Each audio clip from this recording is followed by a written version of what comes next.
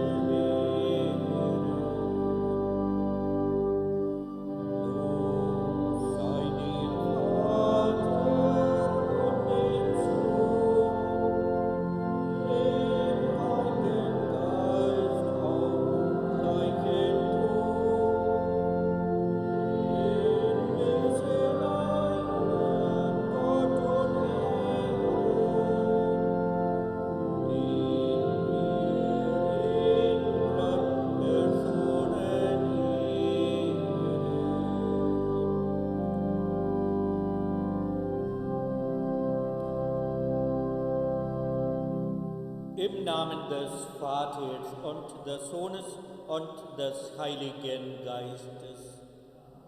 Die Gnade unseres Herrn Jesus Christus, die Liebe Gottes des Vaters und die Gemeinschaft des Heiligen Geistes sei mit euch. Liebe Schwestern und Brüder, ich begrüße Sie alle ganz herzlich zu diesem Gottesdienst zum Fest der Dreifaltigkeit. Heute feiert die Kirche weltweit das Hochfest Dreifaltigkeit. Den Sonntag nach Pfingsten feiern die Christen weltweit dieses Fest. Dabei geht es um die christliche Gottesbild, das sich vom Gottesbild anderer Religionen grundlegend unterscheidet. Und wie wir alle wissen, wie wir immer im Glaubensbekenntnis bekennen, wir glauben an einen Gott in 3 Personen. Deswegen beginnen wir immer eine Andacht oder einen Gottesdienst immer im Kreuzzeichen des Vaters, des Sohnes und des Heiligen Geistes. So, das bedeutet für uns auf jeden Fall, wir glauben an einen Gott in 3 Personen. Und diese Glaubensformel bringt uns zum Ausdruck, dass wir Gott nicht einfach begreifen können. Im Gottesdienst, so glauben wir, tritt uns dieser Gott gegenüber, redet uns an, teilt sich mit, ist mit uns und gibt sich uns zur Speise. Und wir bringen ihm vor allem unseren Dank entgegen. Am Beginn der Feier bitten wir ihn um seine Zuwendung und um sein Erbarmen.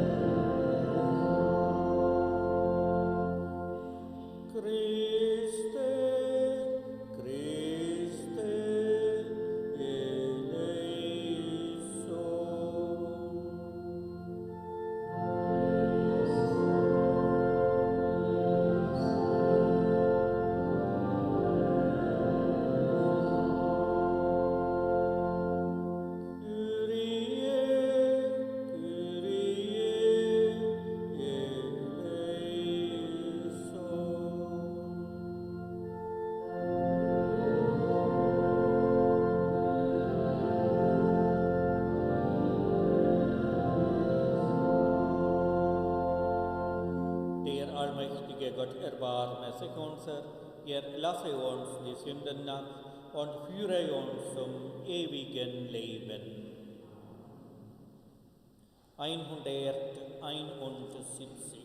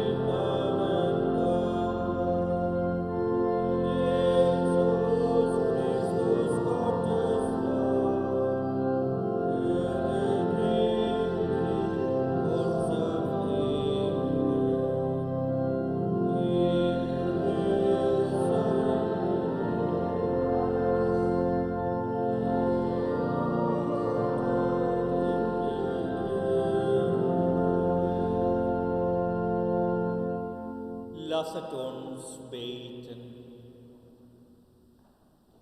Allmächtiger, ewiger Gott, du hast dein Wort und deinen Geist in die Welt gesandt, um das Geheimnis des göttlichen Lebens zu offenbaren.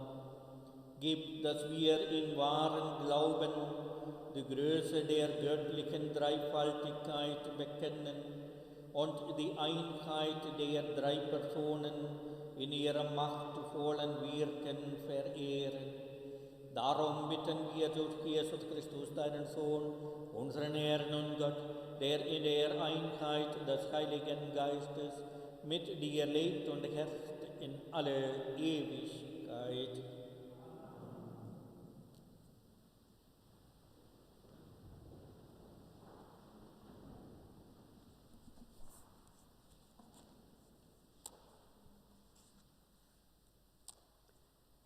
Lesung aus dem zweiten Brief des Apostels Paulus an die Gemeinde in Korinth. Schwestern und Brüder, freut euch, kehrt zur Ordnung zurück, lasst euch ermahnen, seid eines Sinnes, haltet Frieden. Dann wird der Gott der Liebe und des Friedens mit euch sein.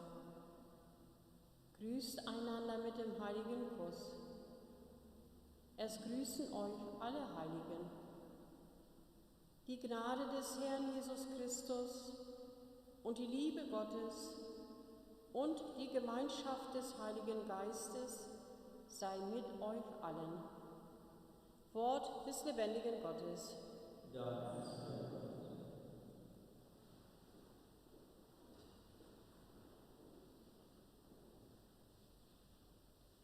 Dreihunderteinundfünfzig.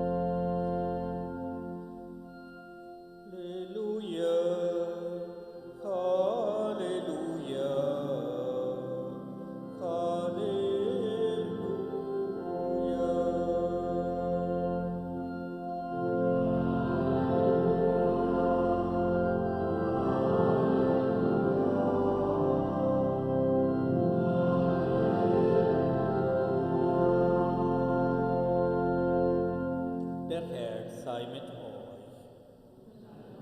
Aus dem heiligen Evangelium nach Johannes. Gott hat die Welt so sehr geliebt, dass er seinen einzigen Sohn hingab, damit jeder, der an ihn glaubt, nicht verloren geht, sondern ewiges Leben hat. Denn Gott hat seinen Sohn nicht in die Welt gesandt, damit er die Welt richtet, sondern damit die Welt durch ihn gerettet wird. Wer an ihn glaubt, wird nicht gerichtet.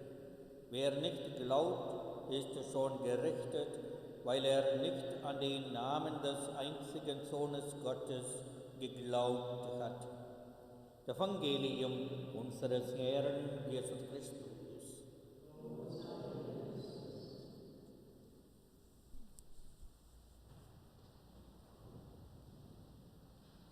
Liebe Schwestern und Brüder, wir feiern heute den Dreifaltigkeitssonntag. Der Sonntag, an dem wir den einen Gott in den drei Personen, im Vater, Sohn und Heiligem Geist ehren. Und ein Sonntag, an dem wir die Liebe Gottes, wie wir eben aus dem Johannesevangelium gehört haben, die Liebe Gottes erfahren. Jesus spricht, Gott hat die Welt so sehr geliebt, dass er seinen einzigen Sohn hingab. Und bei seinem Abschiedsreden auf den Berg erteilt Jesus seinen Jüngern einen Sendungsauftrag.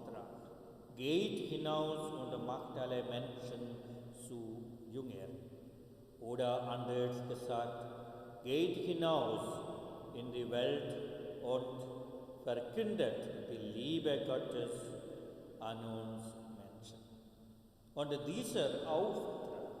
dieser Auftrag der Liebe Gottes hat Gültigkeit für alle Gläubigen aller Zeiten. Von Generation zu Generation. Gottes Liebe und Güte und Barmherzigkeit an Menschen aller Rassen und Sprachen und aller Richtungen weiterzugeben und diese Gottes Liebe spürbar und erfahrbar zu machen für die Menschen in dieser Zeit.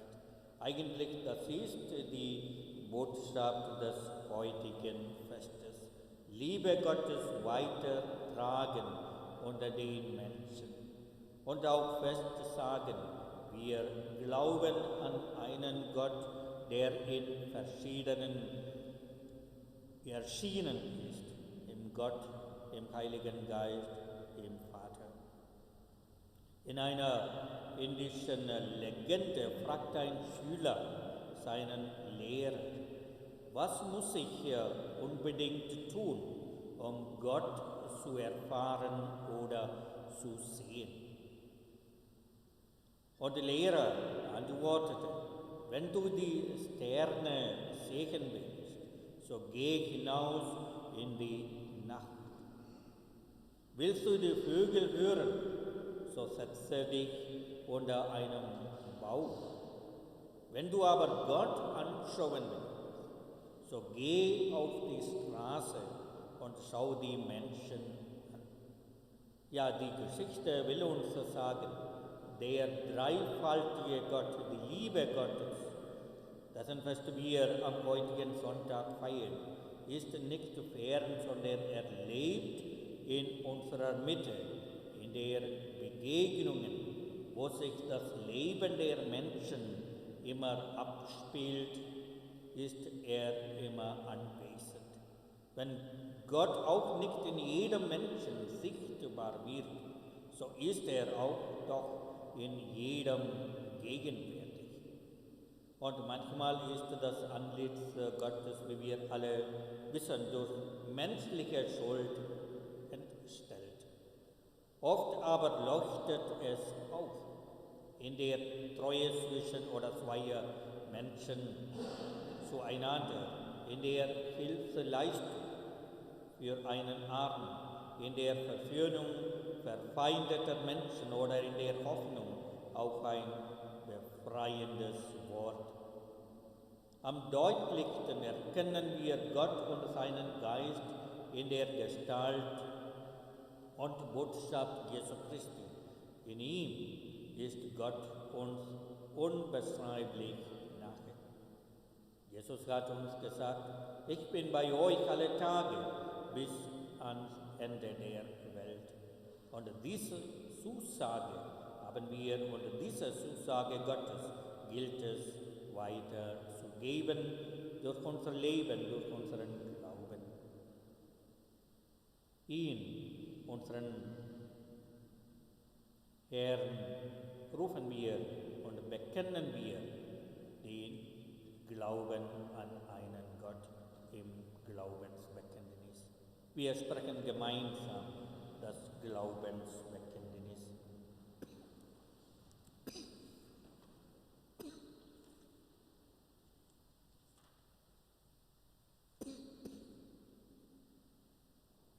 Ich glaube an Gott, den Vater, den Allmächtigen, den Schöpfer des Himmels und der Erde, Jesus Christus, seinen eingeborenen Sohn, unseren Herrn, empfangen durch den Heiligen Geist, geboren von der Jungfrau Maria, gelitten unter Pontius Pilatus, gekreuzigt, gestorben und begraben, hinabgestiegen in das Reich des Todes, am dritten Tage auferstanden von den Toten, aufgefahren in den Himmel.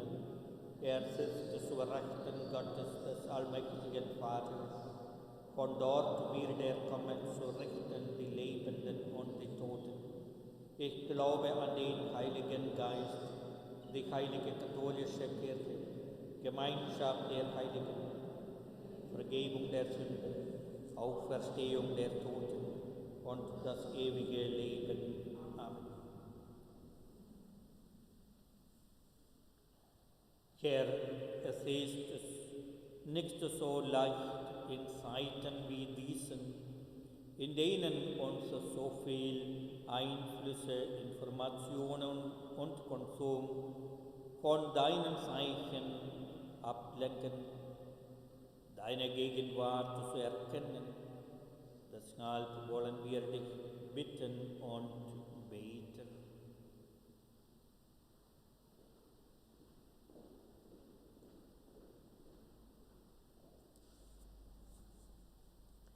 Lass uns in unseren Zweifeln nicht allein, sondern schenke uns, vor allem den Jugendlichen, Begegnungen, die helfen, mit altgewachsenen Begriffen, die nicht fassbar sind für uns, leichter umzugehen.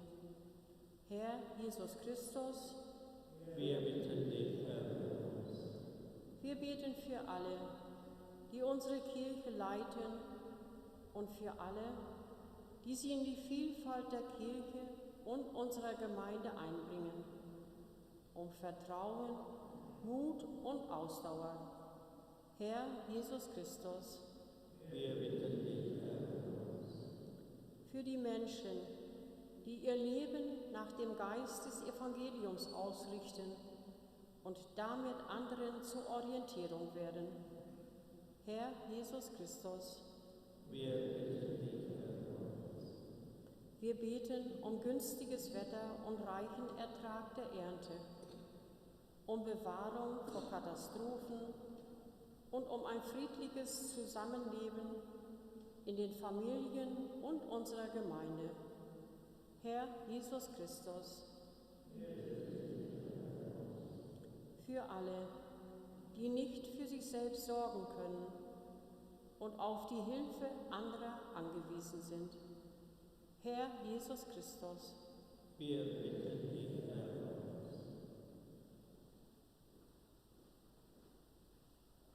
Guter Gott, deine Liebe zu uns Menschen ist ohne Ende.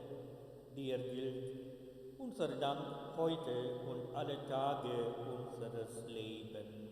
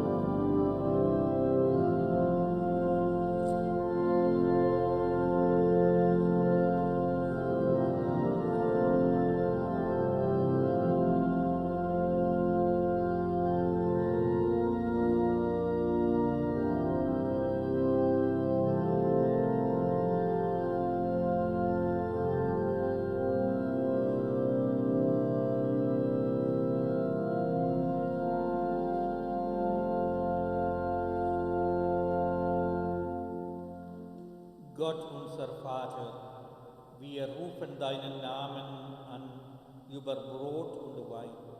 Heilige diese Gaben und nimm mit ihnen auch uns an, damit wir dir auf ewig gehören. Darum bitten wir durch Christus, unseren Herrn. Der Herr sei mit euch. Erhebet die Herzen. Lasset uns danken dem Herrn, unserem Gott. In Wahrheit ist es würdig und recht, dir, Herr, heiliger Vater, allmächtiger, ewiger Gott, immer und überall zu danken. Mit deinem eingeborenen Sohn und dem Heiligen Geist bist du der eine Gott und der eine Herr, nicht in der Einzigkeit einer Person, sondern in den drei Personen des einen göttlichen Wesens. Was wir auf deine Offenbarung hin von deiner Herrlichkeit glauben, das bekennen wir ohne Unterschied von deinem Sohn, das bekennen wir vom Heiligen Geist. So beten wir an ihm in Lobpreis des wahren und ewigen Gottes, die Sonderheit in den Personen, die Einheit im Wesen und die gleiche Fülle in der Herrlichkeit. Dich loben die Engel und Erzengel, die Cherubim und Seraphim, wie aus seinem Mund preisen sie dich Tag um Tag und singen auf ewig das Lob deiner Herrlichkeit. Heilig, heilig, heilig, Gott, Herr aller Mächte und Gewalt, erfüllt diesen Himmel und Erde von deiner Herrlichkeit. Hosanna in der Höhe, hochgelobt sei der da kommt im Namen des Herrn. Hosanna in der Höhe. Ja, du bist heilig, großer Gott, du bist der Quell aller Heiligkeit. Darum kommen wir vor dein Angesicht und feiern in Gemeinschaft mit der ganzen Kirche den Hochfest der Dreieinigkeit. Darum bitten wir dich, sende deinen Geist auf diese Gaben herab und heilige sie, damit sie uns werden Leib und Blut deines Sohnes, unseres Herrn Jesus Christus. Denn am Abend, an dem ausgeliefert wurde und sich aus freiem Willen dem Leiden unterwarf, nahm das Brot und sagte Dank, brach es, reichte seinen Jüngern und sprach: Nehmet und esset alle davon, das ist mein Leib, der für euch hingegeben wird.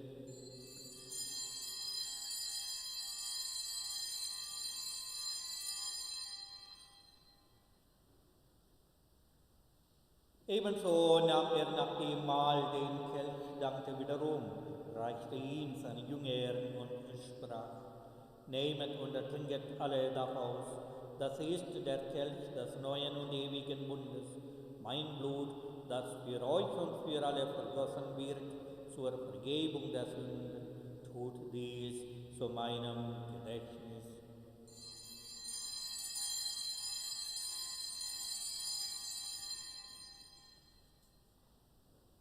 Geheimnis des Glaubens. Deinen Tod, o Herr, verkünden wir und deine Auferstehung preisen wir, bis du kommst in Herrlichkeit. Darum, gütiger Vater, feiern wir das Gedächtnis des Todes und der Auferstehung deines Sohnes und bringen dir so das Brot des Lebens und den Kelch des Heiles dar. Wir danken dir, dass du uns berufen hast, vor dir zu stehen und dir zu dienen.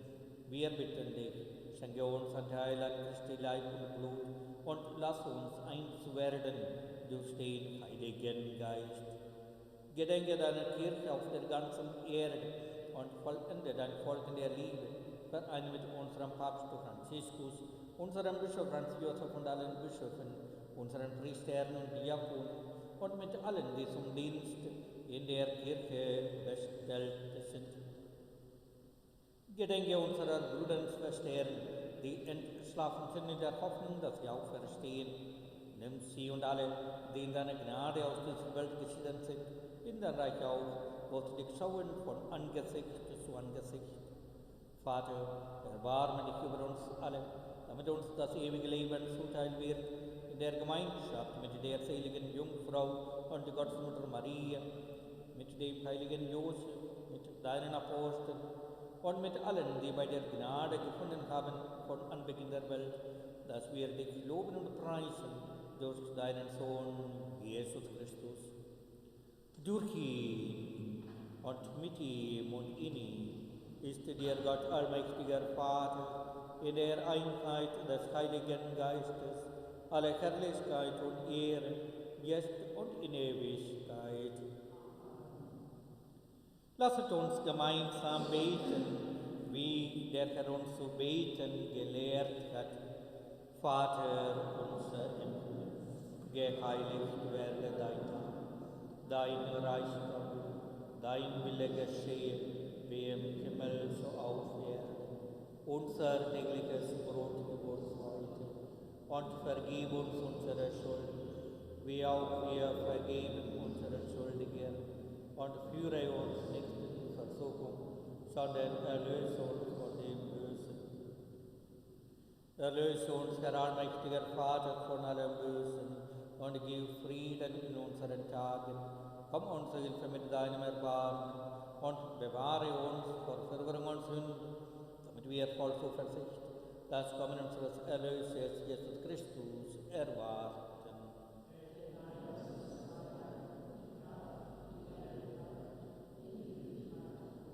Herr Jesus Christus, du bist unser Friede und unsere Versöhnung. Dich bitten wir, schau nicht auf unsere Sünden, sondern auf den Glauben deiner Kirche und schenke ihr nach deinem Willen Einheit und Frieden. Der Friede des Herrn sei allezeit mit euch. Lamm Gottes, erbarme dich unser. Lamm Gottes, du nimmst weg die Sünde der Welt. Erbarme dich unser. Lamm Gottes, du nimmst weg die Sünde der Welt.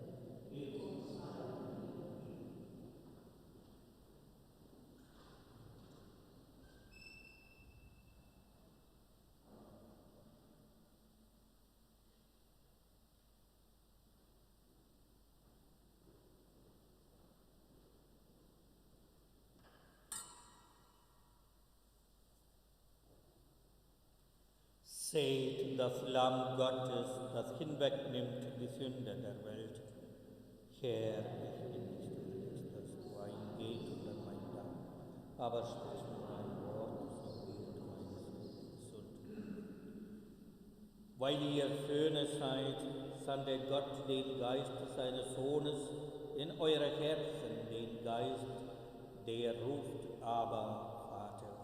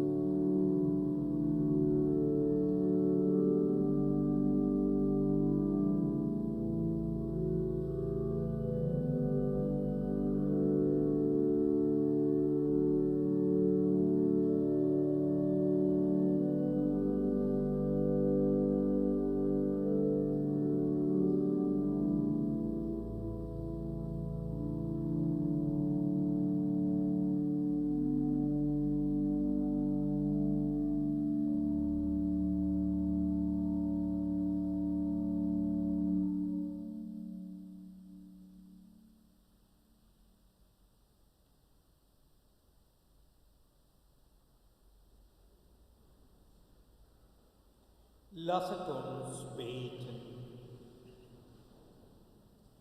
Herr unser Gott, wir haben den Leib und das Blut deines Sohnes empfangen. Erhalte uns durch dieses Sakrament im wahren Glauben und im Bekenntnis des einen Gottes in 3 Personen.